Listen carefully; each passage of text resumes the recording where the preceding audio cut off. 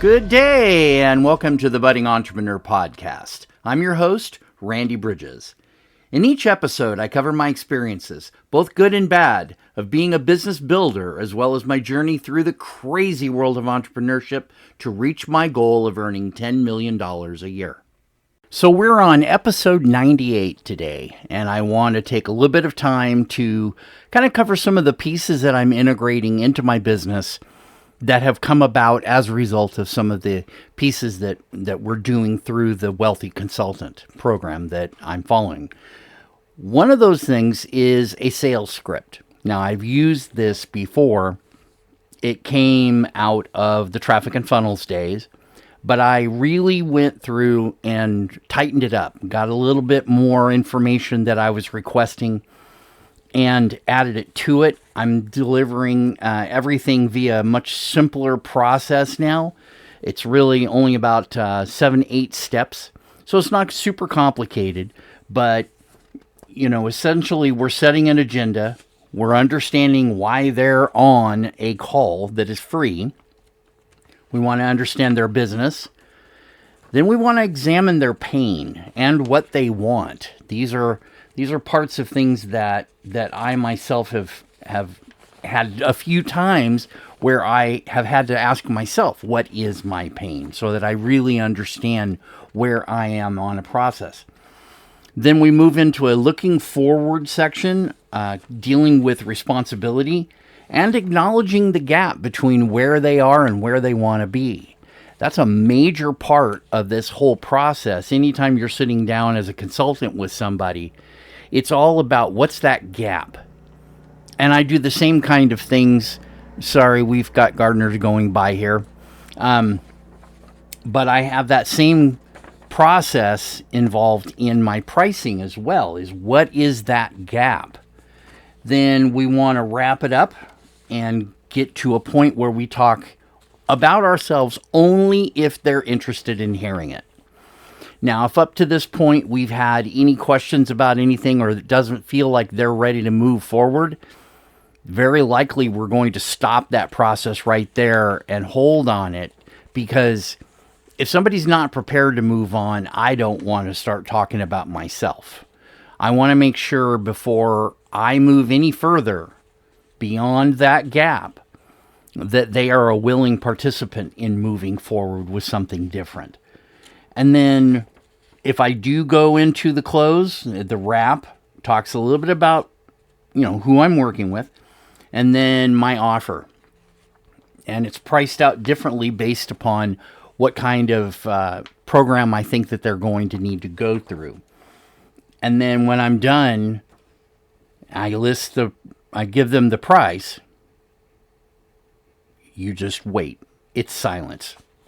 It's all about getting them to absorb it, think about it, ask some questions, and you want to deal with the questions as soon as possible if you can.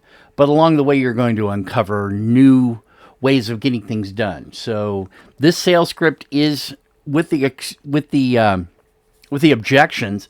The sales script itself is not a long process. I can usually achieve a moving end after 30 minutes.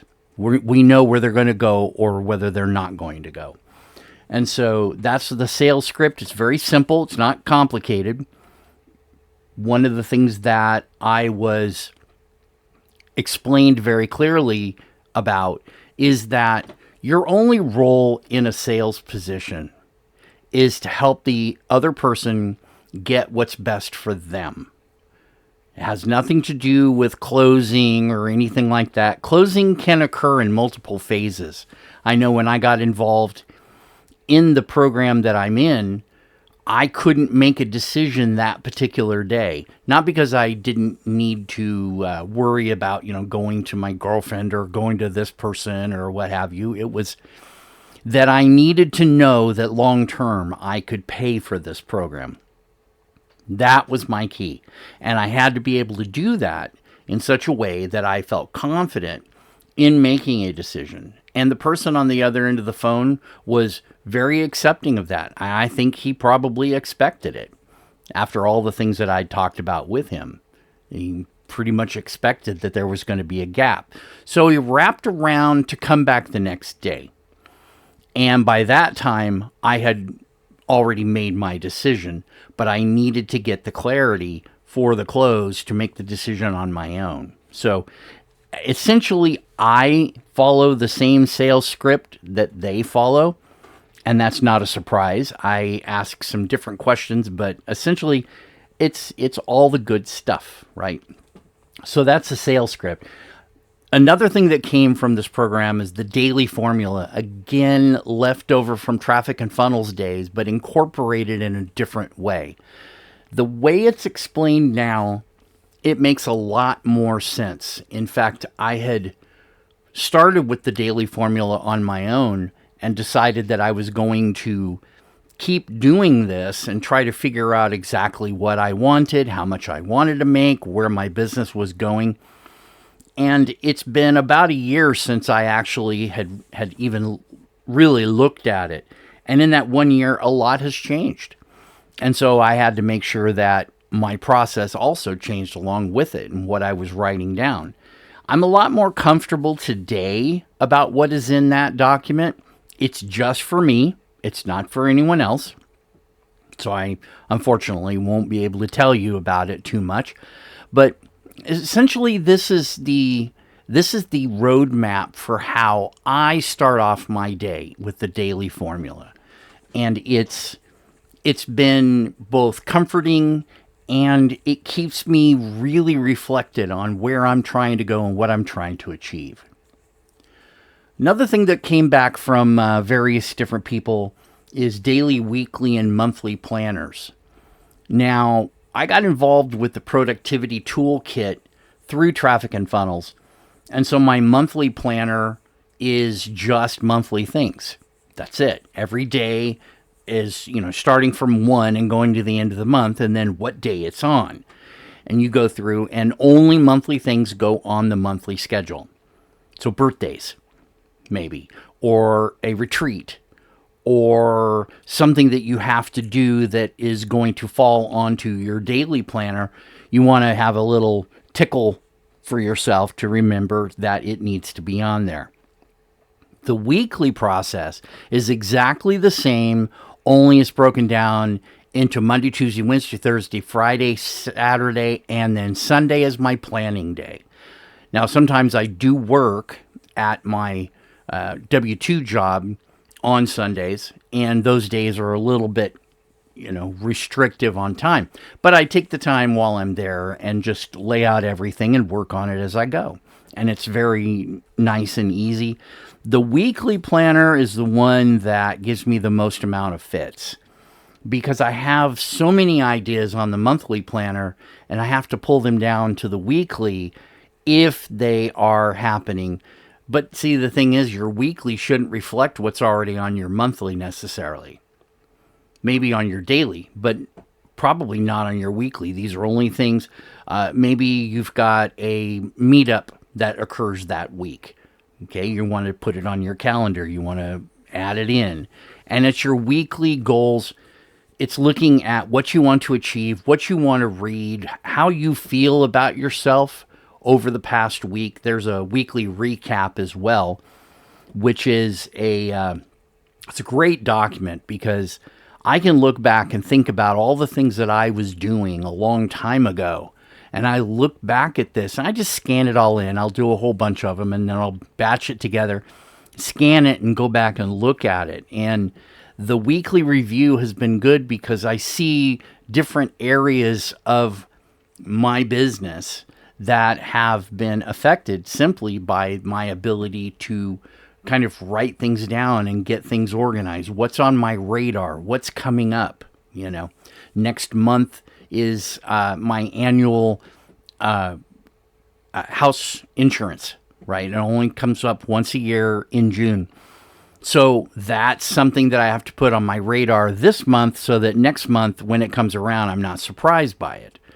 These are types of things that are really good for the weekly. Now, the daily schedule, and this is something I got away from the traditional, 5, 5:30, 6, 6:30, 7, 7:30 schedule that everybody always does. My daily schedule more comes from Grant Cardone. And their day planner has two parts. The time schedule is in 3-hour blocks from 6 a.m. to 6 p.m. And then there's another section for later. And what this does is it gives me the ability to batch things in 3-hour blocks. So I know that I can take that whole block and do something different. And give some time, I can squeeze things and move them into the next block if I need to. But the second page of this, and this is actually the one that I do first, is what are my daily goals? What am I going to do my best to achieve that day? What is my quote of the day? What are my targets? Targets are things that you can measure, right? How much is your weight? For example, you on a monthly target, that's a good one. What do I want to do next month for my weight?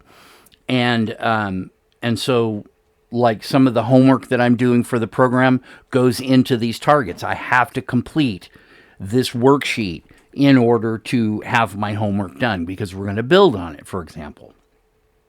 Then there's a section on successes. What did I achieve in this daily planner?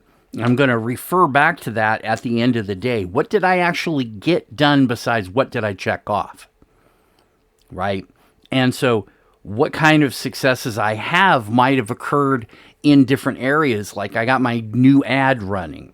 And it's good. That would go into my successes. It wasn't in my daily goals and it wasn't in my targets because it is something that is longer term. And I had it on my monthly schedule of radar to do.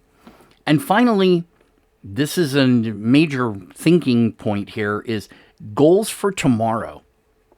Now, the way Grant Cardone explains this one is if you take the goals for today, and you wrote them down yesterday, and you simply transfer them to the next day, you reinforce those goals.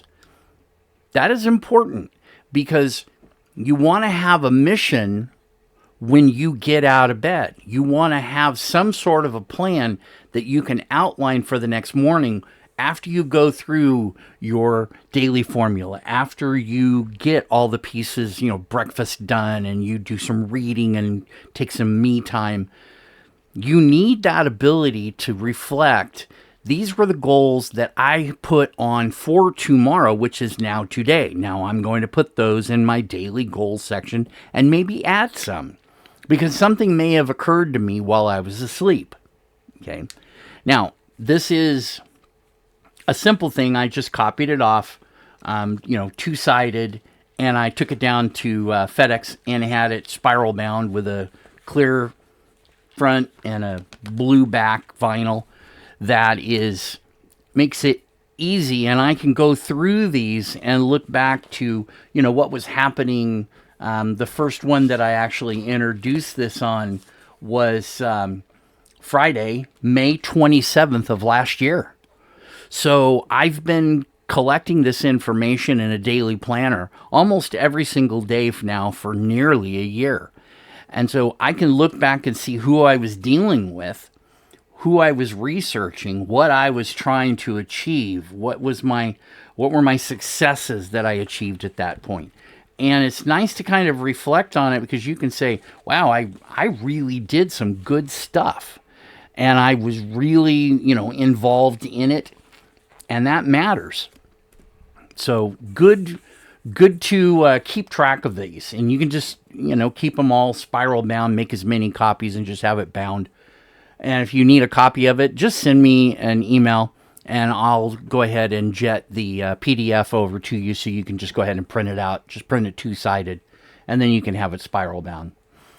The last thing that I've incorporated is the consulting memos. Now, I mentioned this before. This is also from the Wealthy Consultant. And this particular issue, it comes out once a month. It's printed out. And you can go and read it and look at all the details. it does have a calendar of all the events that are occurring throughout the month of May. They call it the back page, a little place for all the odds and ends. But private coaching sessions, implementation days. The Modern Day Consultant is the program that generally comes after this one, after you've set things up, and that's part of that.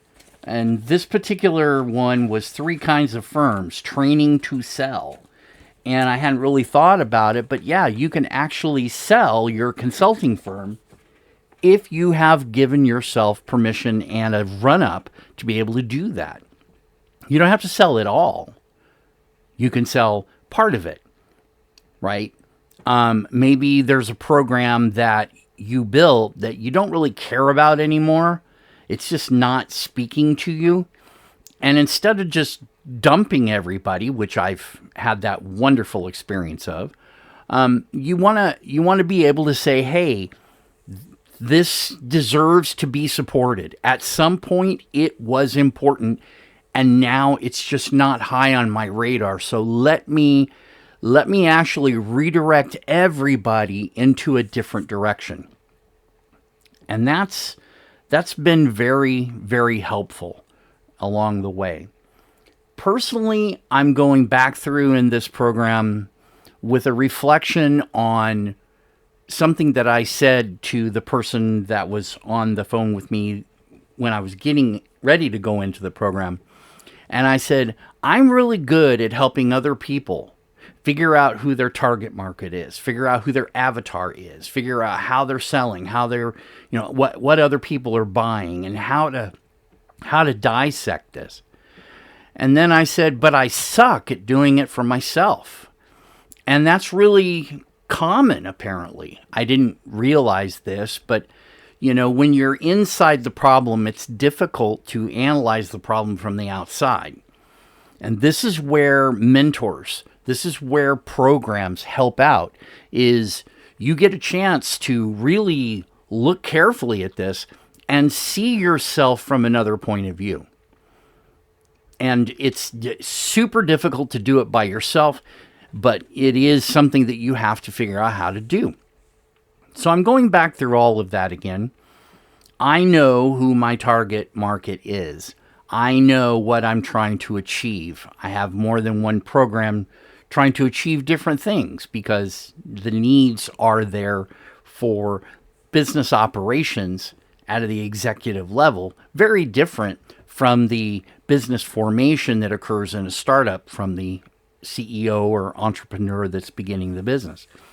And each one of these is a passion of mine. I would be bereft of my own sanity if I didn't use all of the experience that I have.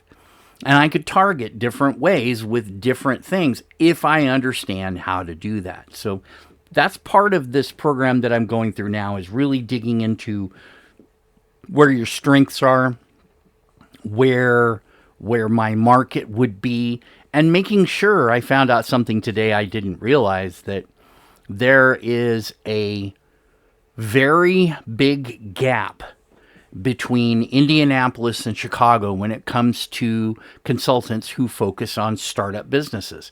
So I have a great opportunity to put that particular, in fact, that's what my advertising was all about when I did the ad, is targeting that person who's starting their business or wants to start their business, and how do they go about doing it in a handheld fashion.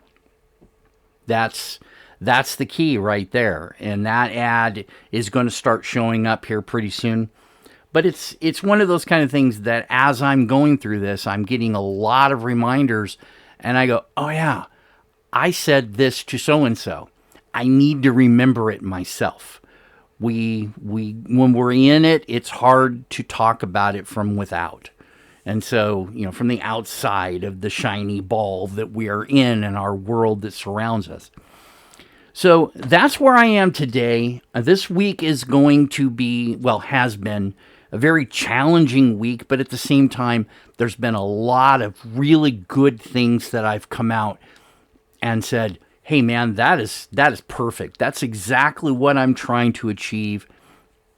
And I'm just beginning this process to spin it all up and get it really dialed in. I'm on module 2. I'm on part 3 of module 2. I think there are 6 of them in this module.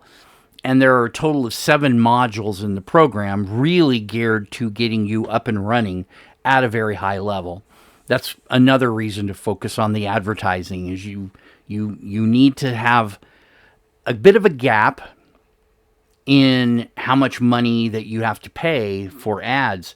And you get that benefit because they generally only bill you at the beginning of the next month. So you've got some time. Right now, I'm pretty much 2/3 of the way through the month. So if I even got one client off of it, it's paid for itself all the way over. It's really not complicated. And so this is again where I am as we go through. This is episode 98, but it kind of falls as episode, I believe it's 3 now, of us going through. I actually did another podcast yesterday. I think I mentioned that it I just wasn't satisfied with it. So I've set that aside. Now we're moving on. But anyway, I hope you have a wonderful day. I wish you the best in your health, your wealth, your business, everything about you. Take care, and we'll be back next week with another episode of the Budding Entrepreneur Podcast. Take care. Have a great day. Bye.